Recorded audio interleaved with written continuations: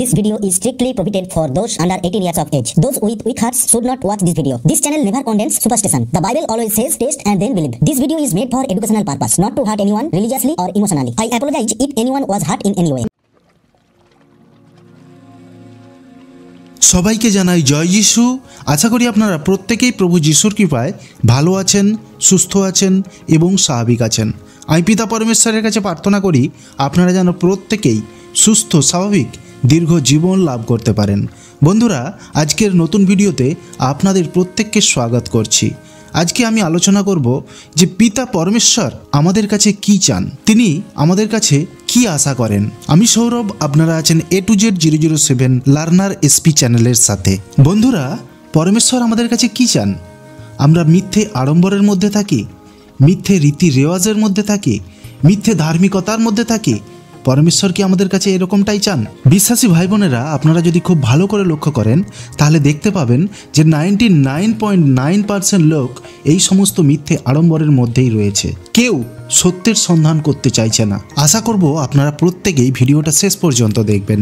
ভিডিওটা শেষ পর্যন্ত দেখলে আপনারা পরিষ্কার বুঝতে পারবেন পরমেশ্বর আমাদের কাছে কি চান। তো যারা এখনো পর্যন্ত চ্যানেলটা সাবস্ক্রাইব করেননি তারা চ্যানেলটা সাবস্ক্রাইব করে নিন এবং বেল আইকন ক্লিক করে দিন, এতে নতুন ভিডিও সবার আগে আপনার কাছে পৌঁছে যাবে।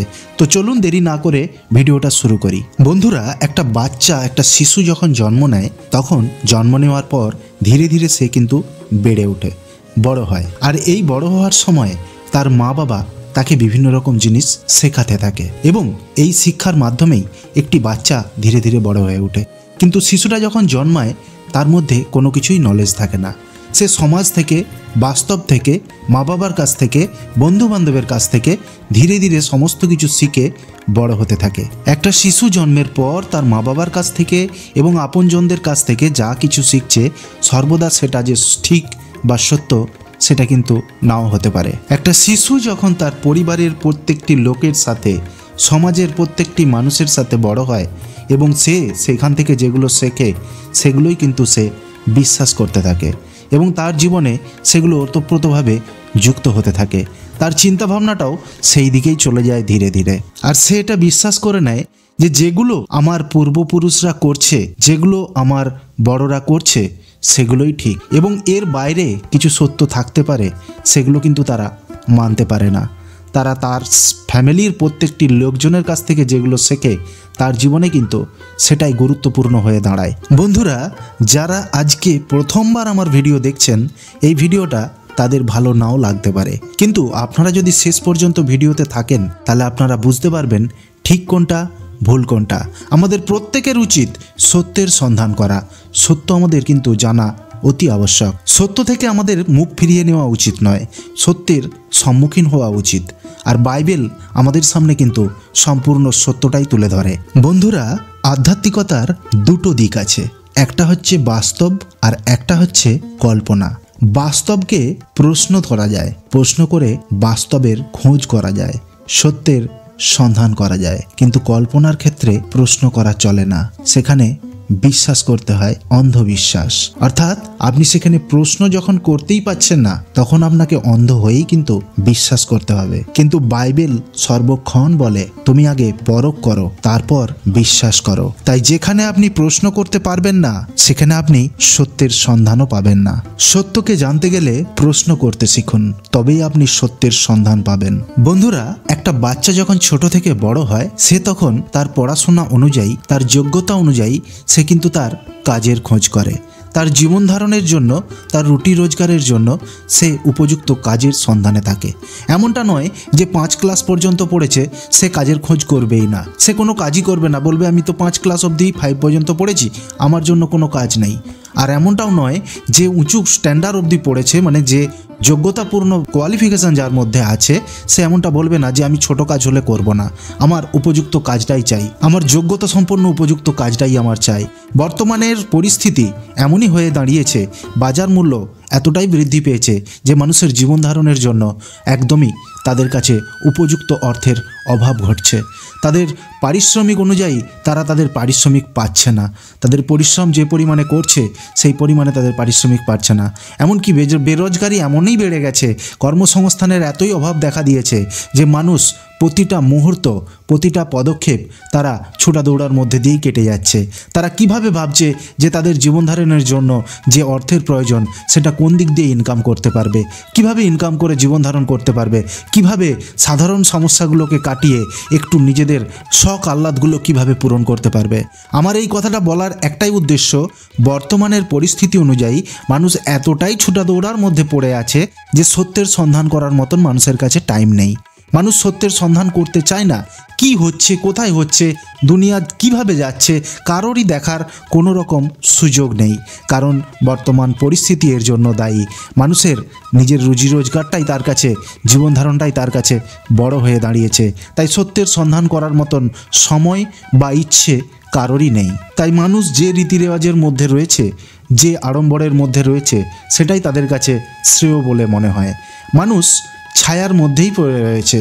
কায়াকে খোঁজার ইচ্ছে বা শক্তি বা সময় কোনোটাই মানুষের কাছে নেই। প্রসঙ্গত বন্ধুরা একটা কথা বলি, যখন একটা পুত্র সন্তান জন্মায় না, তখন তাদের পরিবারের প্রত্যেকটা লোক খুশি হয়, আনন্দিত হয়। তারা উৎসব করে যে আমাদের বাড়িতে শিশু সন্তান, পুত্র সন্তান এসেছে। কিন্তু এই যে আনন্দটা করলো তারা, জানেন কেন?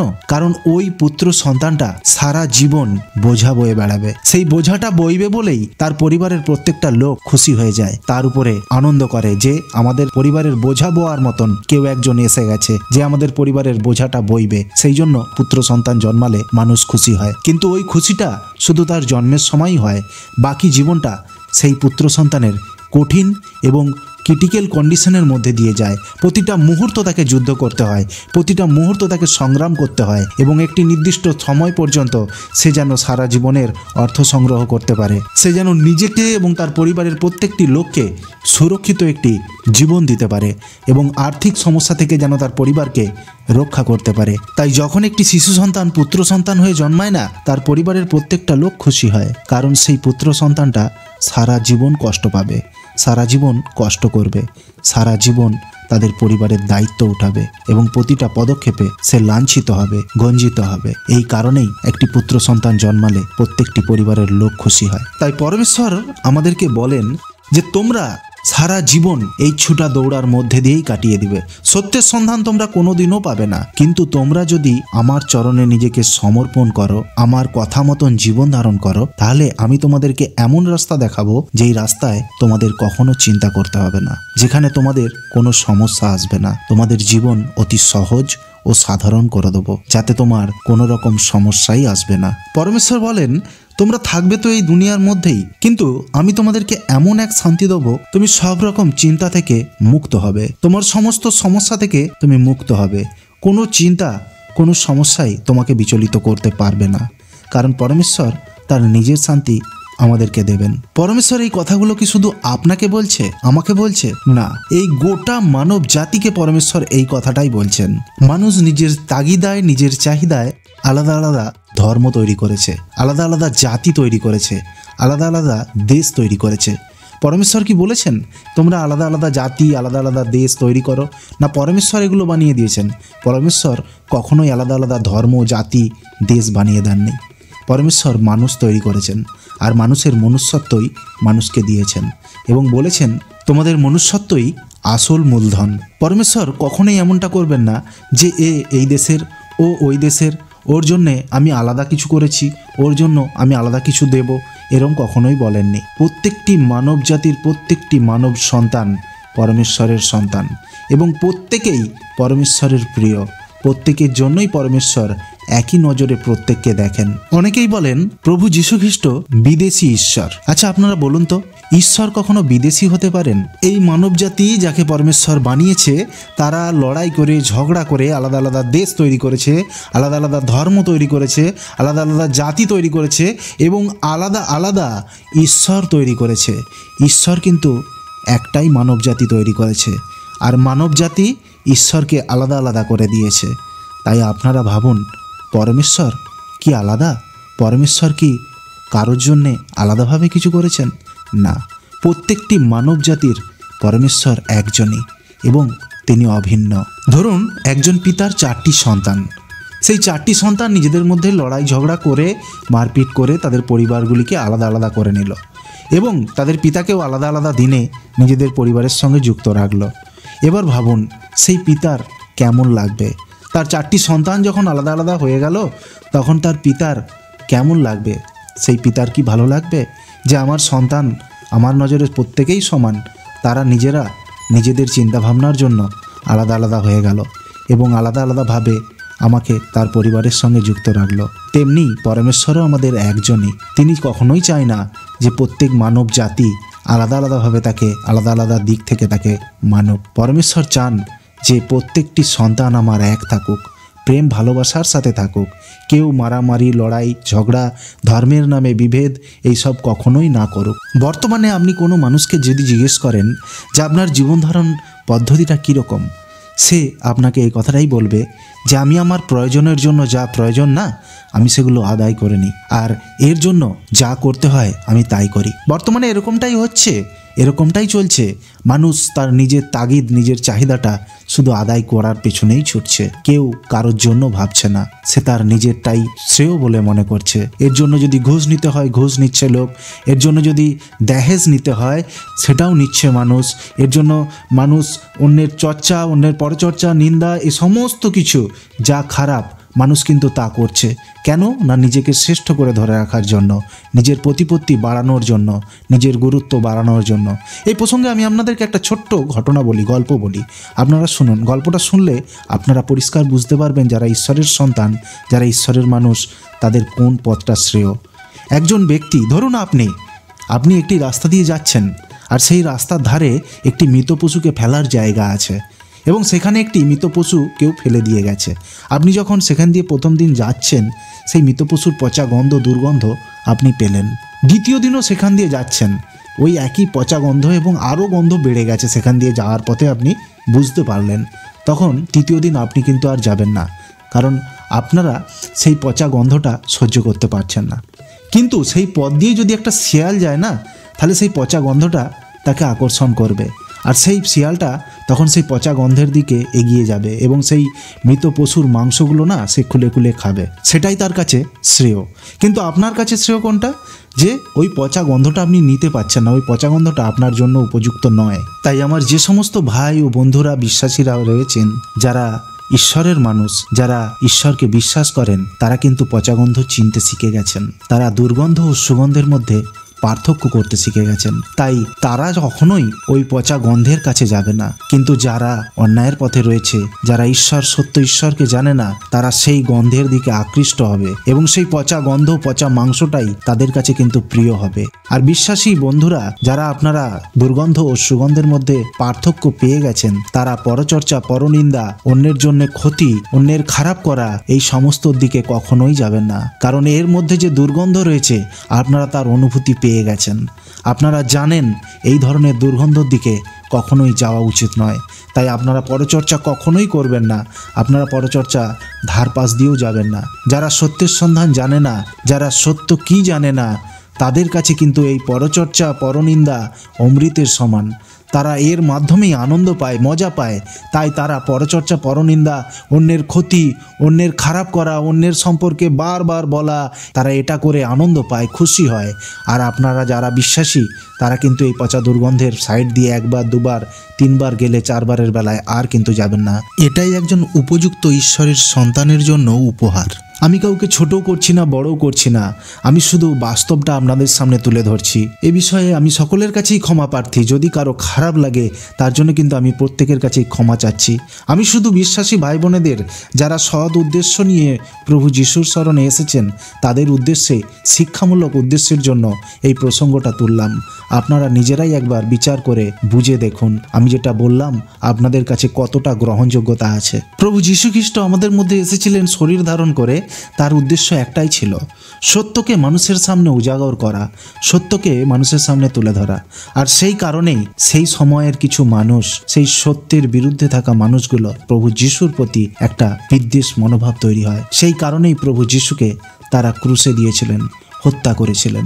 বর্তমানের প্রত্যেক মানুষই এমন একটা পরিস্থিতির মধ্যে দিয়ে যাচ্ছে, তাদেরকে বললেই পরমেশ্বরের কথা বললেই, ঈশ্বরের কথা বললেই তারা বলবে পরমেশ্বর আছে কি নেই আমরা তো চোখে দেখতে পাই না, কি করে বিশ্বাস করব পরমেশ্বর আছে? আমরা যদি চোখে দেখতে পেতাম তাহলে মানতাম যে হ্যাঁ পরমেশ্বর আছে, তার কথা সত্য, সে যেগুলো বলছে আমাদের সেই পথে চলা উচিত। তা আমরা যখন দেখতেই পাচ্ছি না, সেই যে জিনিস দেখা যায় না তার প্রতি বেকার ছুটে লাভ কি?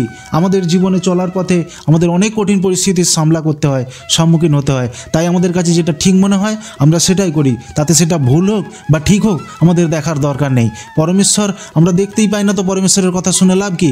এতে পরমেশ্বরের কথা শুনে চললে আমাদের এই জগতে বেঁচে থাকাই অসম্ভব হয়ে যাবে। তাই তারা কিন্তু অনির্দিষ্টের উদ্দেশ্যেই ছুটে চলেছে। আমি যদি সায়েন্সের ভাষাতেও বলি না, তা প্রত্যেকটা ক্রিয়েট জিনিস যেটা তৈরি করা হয় তার কিন্তু ক্রিয়েটার থাকে। তাহলে একবার ভাবুন, যে আমাদের মতন এত অ্যাডভান্স মানুষকে তৈরি করেছে, যে এই জগৎ তৈরি করেছে, তার কি কোনো ক্রিয়েটার নেই? সেই ক্রিয়েটার কে একবার ভেবে দেখুন। আর সেই ক্রিয়েটার হলেন কিন্তু পরমেশ্বর, যিনি সত্যের সাথে থাকেন, সত্যকে ভালোবাসেন, আপনার সততাকে তিনি ভালোবাসেন। এমনি এমনি কি একটা গাছ জন্মায় বড় হয় ফুল দেয়? এমনি এমনি কি একটা গাছ জন্মায় বড় হয় সুন্দর সুন্দর ফল দেয়? কিভাবে হচ্ছে, কিভাবে সম্ভব হচ্ছে?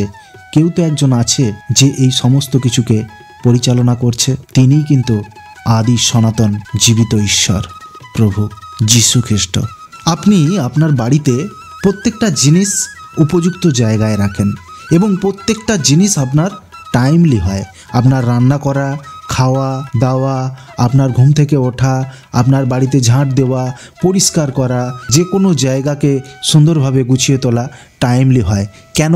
কারণ আপনি সেগুলো মেনটেন করেন, বা আপনি কাউকে রেখেছেন যে সেগুলোকে মেনটেন করছে। তেমনি কে ভাবুন তো, এই গোটা ব্রহ্মাণ্ড টাইমলি সব কিছু কীভাবে চলছে। সূর্য তো এদিক থেকে ওদিকেও চলে যেতে পারতো, চন্দ্র তো যেখানে আছে ওখান থেকে সরে চলে যেতে পারতো, পৃথিবী যেখানে আছে ওখান থেকে সরে চলে যেতে পারতো, 9টা গ্রহ যেখানে যেখানে আছে সেগুলো তো এদিক ওদিক হয়ে যেতে পারতো। কেন? জল একটা জায়গায় গোটা চারিদিকে রয়েছে, জল তো এদিক ওদিক হয়ে যেতে পারতো। আজকে বৃষ্টি হয়ে গোটা পৃথিবী জলে ডুবে যেতে পারতো। কেন সেই সিজন আলাদা আলাদাভাবে রয়েছে যে বর্ষাকালেই বৃষ্টি হবে? আজকে ধরুন সারা বছর ধরে বৃষ্টি হচ্ছে, তাহলে গোটা পৃথিবী তো জলের তলায় চলে যেত। এই সমস্ত কিছু মেনটেন কে করছে? নিশ্চয়ই একজন তার ক্রিয়েটার আছে, যে ক্রিয়েটার তার ঘর সংসারকে সুন্দরভাবে সাজিয়ে রেখেছে, সুন্দরভাবে পরিচালনা করছে। ঠিক যেমন আপনি আপনার ঘরটাকে সাজিয়ে গুজিয়ে রাখেন, টাইমলি সব কিছু আপনার বাড়িতে মেনটেন করেন, তার জন্য আপনার বাড়িটা, পরিবারটা সুষ্ঠুভাবে পরিচালিত হয়। তেমনি পরমেশ্বরের এই যে গোটা জগৎ পরিবার, এই জগৎ পরিবারকে তিনি টাইমলি মেনটেন করছেন। তাই আজকে জগৎ পরিবারটা কিন্তু সঠিকভাবে সঠিক জায়গায় সব কিছু থেকে মেনটেন হচ্ছে। তাহলে বন্ধুরা, আজকের ভিডিওর সারাংশ কি? পরমেশ্বর ছায়ায় বিশ্বাস করে না, পরমেশ্বর কায়ায় বিশ্বাস করতে বলেন। আমরা রীতি, আড়ম্বর, রেওয়াজ এইসবের মাধ্যমে পরমেশ্বরকে খুশি করার চেষ্টা করি, কিন্তু পরমেশ্বর এইসবের মধ্যে খুশি হন না। তিনি আমাদেরকে চান, আমাদের সততাকে চান, আমাদের প্রেম চান, আমাদের ভালোবাসা মনের মধ্যে জাগাতে চান। এই সমস্ত কিছু আমরা যদি পরমেশ্বরকে সমর্পণ করতে পারি তবেই কিন্তু পরমেশ্বর খুশি হবেন। আর পরমেশ্বর আমাদের মধ্যে থাকা সততা, মানসিকতা, মানবিকতা, প্রেম, ভালোবাসা এগুলোই চান। পরমেশ্বর আমাদেরকে ছায়ার মধ্যে দেখতে চান না, তিনি আমাদেরকে কায়ার মধ্যে দেখতে চান। রীতি, আড়ম্বর, রেয়াজ এগুলো তো সব ছায়া। আপনার শরীরের ভিতর থাকা দয়া, মায়া, মমতা, প্রেম, ভালোবাসা, হিংসা না করা, এই সমস্তগুলোই পরমেশ্বর চান। আপনার মধ্যে যদি এগুলোই থাকে তাহলেই পরমেশ্বর খুশি হন। রীতি, আড়ম্বর, রেওয়াজ, আচার, বিচার এইসবের মধ্যে দিয়ে পরমেশ্বর কখনোই খুশি হন না। না খুশি ছিলেন, না খুশি হবেন। আপনি নিজেকে দিয়ে সমর্পণ করুন পরমেশ্বরের কাছে, নিজেকে বলিদান করুন পরমেশ্বরের কাছে। পরমেশ্বর চান আপনি তার চরণে যান, না ছায়ার এই সময়ের মধ্যে দিয়ে আপনি পরমেশ্বরকে পাওয়ার চেষ্টা করুন। আজকে এই ভিডিওর মাধ্যমে আমি আপনাদের কাছে এই বিষয়টাই তুলে ধরার চেষ্টা করেছিলাম। জানি না কতটা পেরেছি, আপনারা নিশ্চয়ই বুঝতে পেরেছেন আমি যেটা আপনাদের সামনে তুলে ধরার চেষ্টা করেছি। যদি ভিডিওটা ভালো লাগে লাইক, শেয়ার, কমেন্ট করবেন। আর আপনি যদি চ্যানেলে নতুন হয়ে থাকেন তাহলে চ্যানেলটা সাবস্ক্রাইব করে নেবেন, এতে নতুন ভিডিও সবার আগে আপনার কাছে পৌঁছে যাবে। Be positive and think positive. আপনার নাম এবং সমস্যার কথা অবশ্যই লিখে জানাবেন, আপনার জন্য প্রার্থনা করা হবে।